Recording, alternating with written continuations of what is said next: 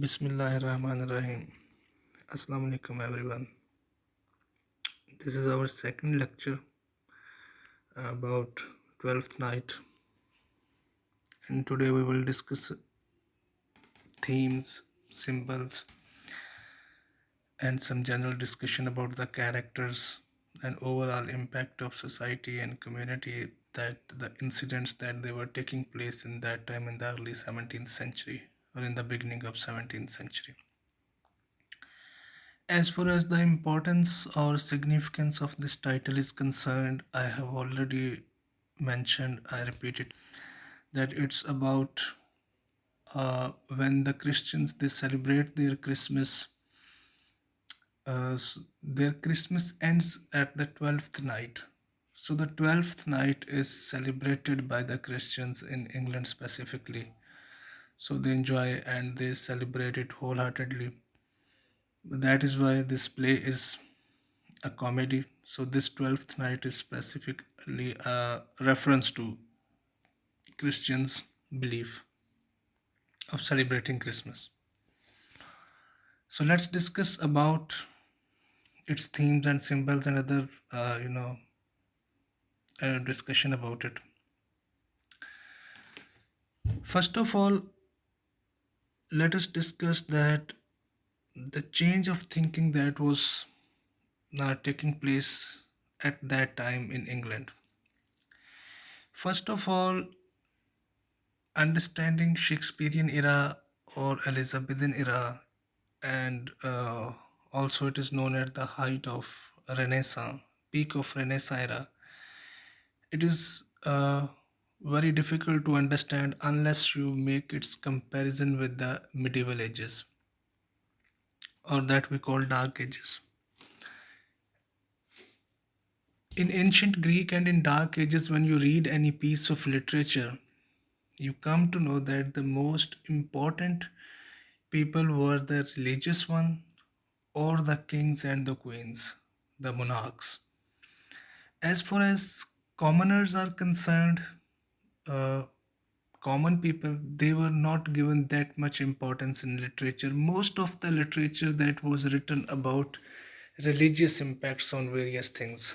So it was all about religion till 13th 12th century, starting from 5th century, this about 900 to 1000 years. It is known as dark ages because there was no development in science, there was no development of art and literature and all that. So the commoners, they were not given that much importance, or they were not worthy enough to take place in literature. But this was the time when the commoners, they were the commoners, common people, or everyone was equal to others. It was considered at this time. For instance, this lady Olivia, she has been sent, she has been receiving proposals from a duke, I mean, a wealthy man who is having authority over the state. And Olivia, she was herself a very wealthy woman, she was a countess. No, he's sending her proposals over and over again, but she is rejecting, uh, continuously rejecting his proposals. This was one way of changing the thinking. Like if a king or a wealthy man or the person who is having authority, it was no more essential that whatever he or she wants, it will be fulfilled by the others. So the other person was having the right to take decision according to his own mind and wish, as Olivia was taking. So this was the impact of Renaissance, Elizabethan era, and Shakespearean era also. Just you talk about medieval literature or you talk about ancient Greek literature, we hardly come across any character in the play or in the poetry or novel where common people they were given importance of heroes and heroines, but they were all high elite kings and queens. This was the first change that was taking place. Like Olivia, she is giving preference to a page over a duke. It was not an ordinary thing, and most importantly, it was digested by the audience also at that time, because the writers, they were having that much liberty and freedom, the liberty to write something that was against the powers, the powerful people or the wealthy men. So this was one of the thinking of the people, they were changing. So it was not confined to a blind belief, the one who occupies a high position or who is a wealthy man, he is above all. So all, you can say that this was the time when all the people, they were considered equally. That is why Olivia is rejecting a duke and accepting a page. Although the page, Voila, who was herself a girl, but the reality is that this was Olivia was not careful about the duke, but careful about the page. So you make a comparison about the Renaissance time, when a man-centered society, the people, they were coming out of blind beliefs, or having lot of respect for the kings without any reasons.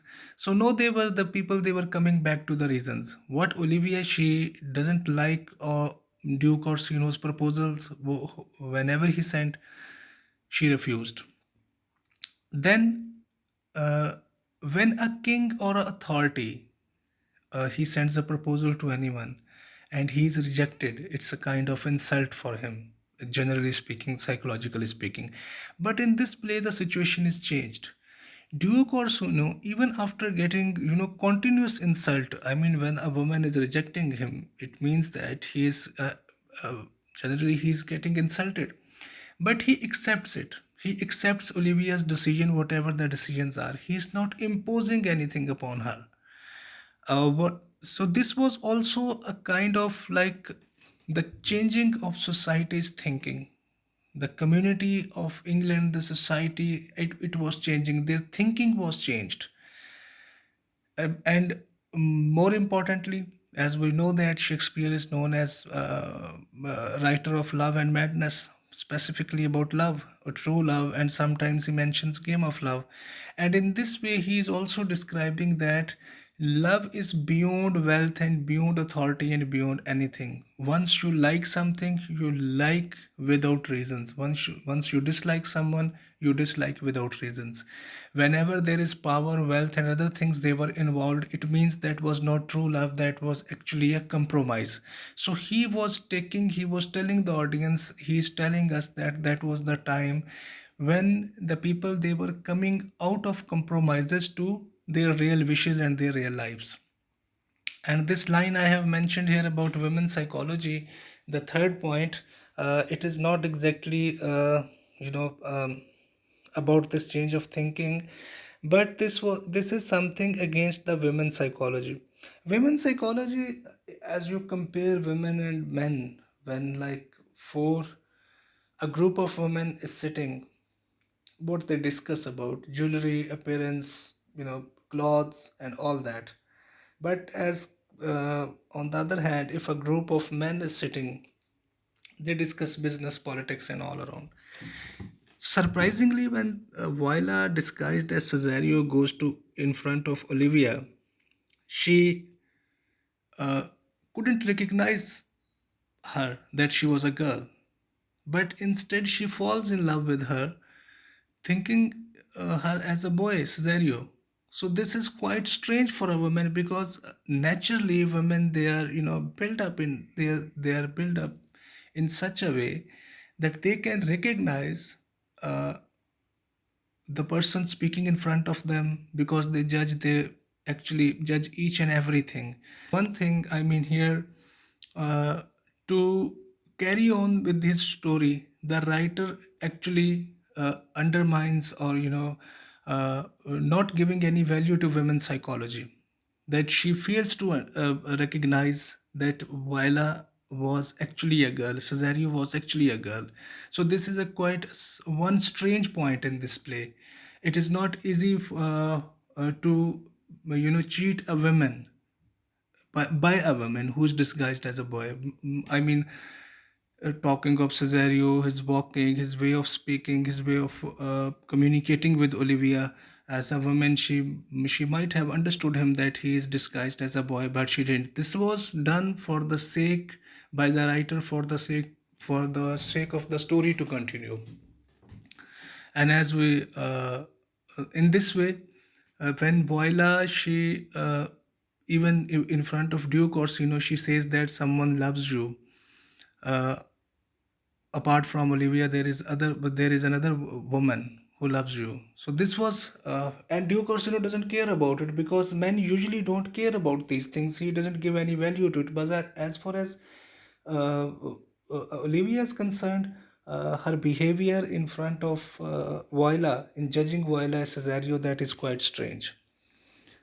Let's move to other point. The symbols mentioned in this play.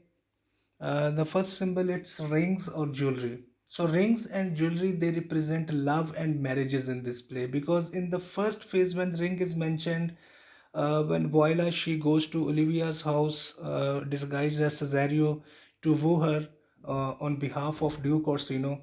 When she's gone from Olivia's house, Olivia sends her servant with the ring, and she orders him that give this ring to Cesario and ask him that he has forgotten that ring in Olivia's house.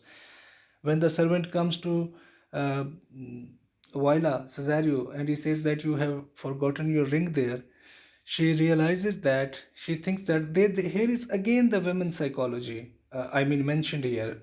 Like she abruptly, immediately, she understands that she is. She fails to understand that she is a girl, and she starts believing that probably she has fallen in love with her, and she because she thinks that she has not brought any ring with her to Olivia's house. So this is women's psychology, because they observe minute things. As far as even a boy was concerned, as we compare it, this rings and jewelry at the end of the play, when this Olivia, she gives ring to Sebastian, he immediately takes it and he accepts the proposal. That is the psyche of men. They don't care about this. I mean, they do care, but they do not think minutely as women think. So there is a contrast of thinking of Olivia, Voila, and Sebastian. It describes at one time, as I have mentioned earlier, that Olivia, she fails to understand that Voila was a girl. So in first phase, ring is mentioned when she sends ring back to Voila, where she understands that she has never brought any ring to Olivia's house. And in second time, at the end of the play, when Sebastian comes in front of Olivia, and she, thinking him that he is Cesario, she gives him a ring, a marriage proposal. Even she brings a priest with her to marry her at the same time without any delay. It seems quite strange for a countess to have. This was again a kind of, yeah, the marriage system was actually changed. Before that, in this way, the marriages, they were never carried on in uh, England or in that society, or specifically by the countess and by the dukes and by the wealthy men, or by the people who are having authority in a region or in a place or in a state. So this was one way to tell a change of thinking that was going on. So rings, they represent love. Actually, I start discussing about again the psychology, but rings, we are discussing symbols. Rings and jewelry, they represent love and marriages and mutual relationships, as two times the ring and jewelry that is mentioned. Second is clothing. So clothing describes the appearance. In this, symbolizes appearance, change of appearance. For example, at first time when Olivia, she is mourning at the death of her brother and father, she is wearing black dress. And when she is wearing black dress, it means she wants to show others that she is in state of grief, she is in state of melancholy. Otherwise, if she is in state of grief, she doesn't need to wear any black dress. She can, if she is, although she is having she's sad from her heart, losing her brother and father, it's not an easy thing to forget about, but she wears black dress. The second is Voila's dress when she is disguised as Cesario. It is again the change of appearance, from women identity is changed. And then Malvolio, when he wears yellow stockings, as it was written in the letter that was written by actually Maria in the handwriting of Olivia. where there was written that you should wear yellow stockings and strange dress like fools. So he wears that dress to change his appearance, or to show that whatever has been said by Olivia in the letter, he will follow it up without caring that he would look funny or not. Then we talk about music. Music represents love, is directly linked to love, because in the beginning of the play, Duke Orsino says that if music be the food of love, play on. So whenever the throughout the play, in any scene when the characters they are performing on the stage, there was a background music was played all the time. So it represents love, it represents feelings, uh, and it represents also inner feelings of a person, as the way Duke Orsino in the beginning, he was just, for him it was just a game of love, because he asks all of his servants to sit in front of him and starts discussing about love, and sometimes he's crying and he's listening music. So music is directly associated to love, it symbolizes love. And the fourth one is, although it is not mentioned somewhere, but I think it's also a symbol. Ilaria, the place where the drama or where the story it proceeds. So Ilaria is an imaginary place, uh, somewhere, when we read this play. This represents the style of writing of the writer of Shakespeare, because Dr. Samuel Johnson says that Shakespeare doesn't care about unity of time and unity of place. Again, he doesn't care about unity of place. This is style of, it symbolizes style of writing of Shakespeare, that he has taken, where is a shipwreck, nobody knows how the two, Sebastian and Viola, they survived, and how they reached to Ilaria. It is all unknown, and where Ilaria is, they know somebody or not, even again this is all mystery. So this represents, symbolizes Shakespeare's style of writing, that he uh, doesn't care about unity of place. Then we discuss about its uh, themes. In themes, first theme is love and madness. First love, that we discuss in the beginning of the play, that is of Duke Orsino, it is love and madness, also more madness and less love. The way he is proposing, sending proposals to Olivia. And here again, one point is why Olivia is constantly refusing him. She is refusing him because whenever there is a proposal sent by, if a man wants to propose a woman, so sending proposal through others and through servants, it seems quite awkward for a woman to accept such proposals if she is having her own freedom. I'm not talking about the conservative society, but some liberal women, as Olivia represents women dominance and women emancipation and freedom, that because she has her own opinion, the woman who has her own opinion, she has her own way of accepting or rejecting it. So apparently it seems like Duke Orsino, the way Duke Orsino is approaching Olivia, that is not exactly right. The writer shows us that this is not the way to approach a countess or to approach a woman. And on the other hand, because Olivia represents, a free woman, a woman of her own choice, or a woman of her own will, that she has her own ideas. So Duke Orsino, the way he's sending proposals, it means that he is showing superiority to Olivia. That uh, I mean, showing superiority instead of showing love. So this is why her way of approaching is not accurate. That is why, or appropriate. That is why he is being rejected by Olivia. So again, Olivia's love for Cesario Viola, that is again a kind of madness, because I mean a woman is falls in love with a woman so who is disguised as a boy. Again, as far as Viola is concerned, Viola knows that Duke Orsino, he is in love with Lady Olivia, but still she has feelings for him.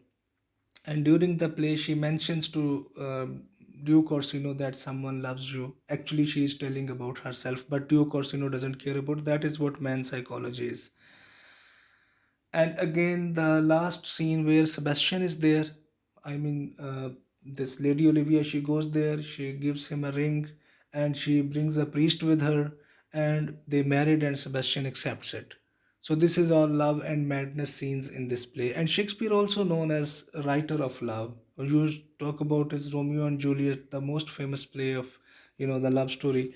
So he's known as writer of love. That is why this the first theme is love and madness. The second is female dominance, as I have already told you. Before that, the women, they were not having that much liberty or that much freedom that to uh, reject a proposal from Duke. But Olivia, she is a symbol of, she represents female dominance. That females, they were having freedom and liberty during Elizabethan times, or during this early 17th century, during Renaissance time also. These are Elizabethan time, Shakespearean era, or Renaissance, they are all same. Then we talk about fortune and luck. Uh, Fortune, it is directly associated to Sebastian and Voila.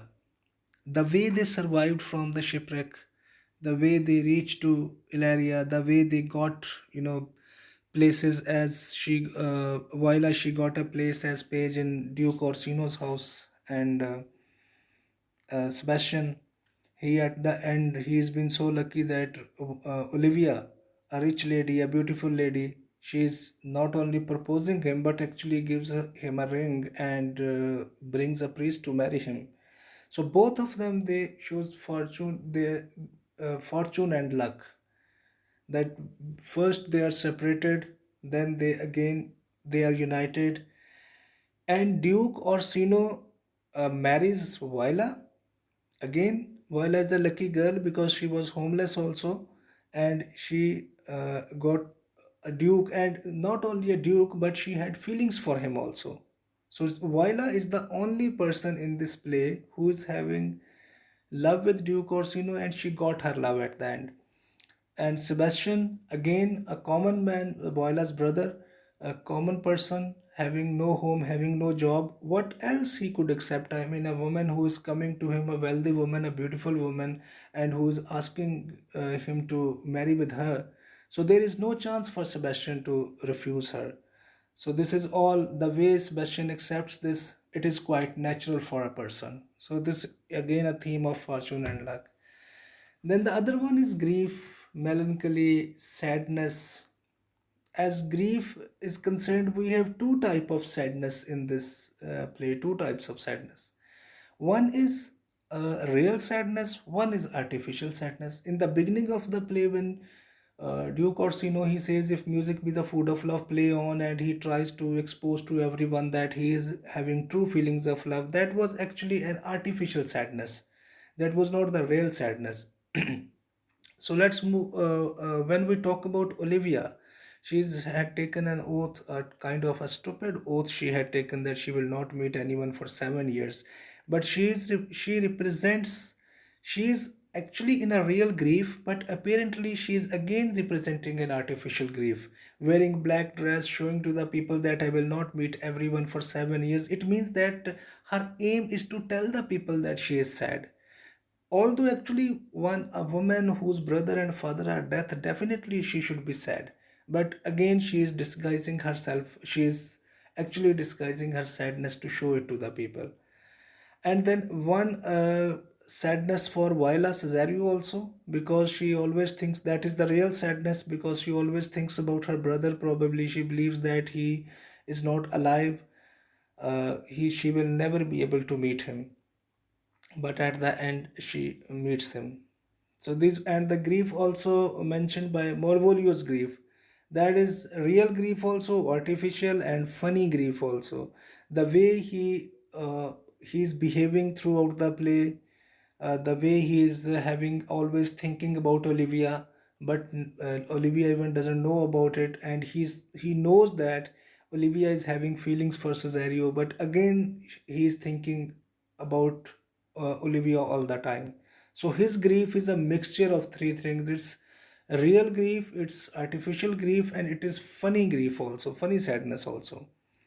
Then we discuss about confused identity, and the confused identity is of Viola because she is disguised as Cesario, a woman who is disguised as boy. One thing I must mention here, because in those days, most of the plays they were performed on theater, and the women, they were not the women actresses. They never, performed on stage. So these were the boys. Actually, they used to wear women dresses to appear before the audience to represent female characters.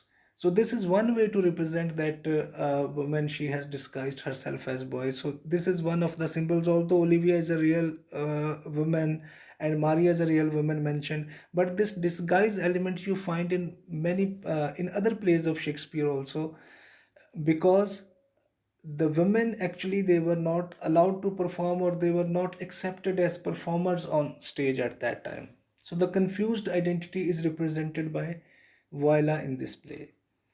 Then the most important one is topsy-turvy world, or chaotic world, you can say. A disturbed world, a confused world. You start from the very start, very beginning of the play. We come to know, we encounter strange characters, as we come to know about Duke Orsino, that he is having nothing to do but to show off his love and show off to the people that he is in true love. But and the way he is behaving, it's quite awkward. Let then come to Olivia, the way she has taken an oath, again a stupid oath. It seems quite funny that how she has taken this oath, that not to meet anyone for 7 years. Again, a disturbed character, or a strange character. Then comes to Viola, she is again disguised as a boy. Then comes to Malvolio, he is again behaving, awkwardly. So all these characters and all the incidents, they are taking place in the play. They tell us, we come to know that it is all chaotic characters, but one character who represents a wisdom, that is Festi, the fool. He is the first one who says to Olivia that the way she is mourning, her oath is not a good one. He's the first one to tell her that to take oath for 7 years not to meet anyone, it's not a good idea. Then he's the one who talks to Duke Orsino, and he says that Olivia is never going to accept you as her husband or as her lover. The reality he's telling.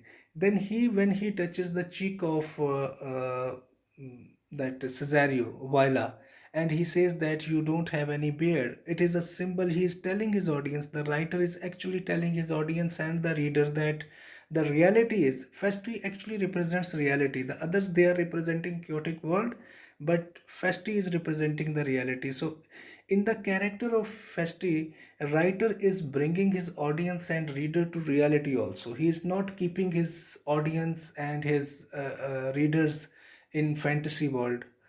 He's bringing them to reality also. And again, when this Malvolio, he was captured in a room, there Festi goes and he tells him that life never ends. When if something bad happens to you, it doesn't mean that end of everything. It means your life, you should be hopeful. The life moves on, life proceeds on. So he represents wisdom throughout the play. The all the other characters, almost all the characters, they represent just chaotic world. And as far as this first theme, love and madness, is concerned, again that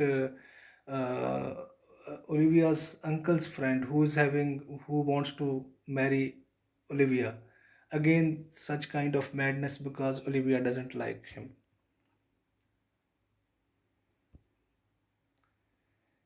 Then we have two characters, important characters, uh, Malvolio and Festi.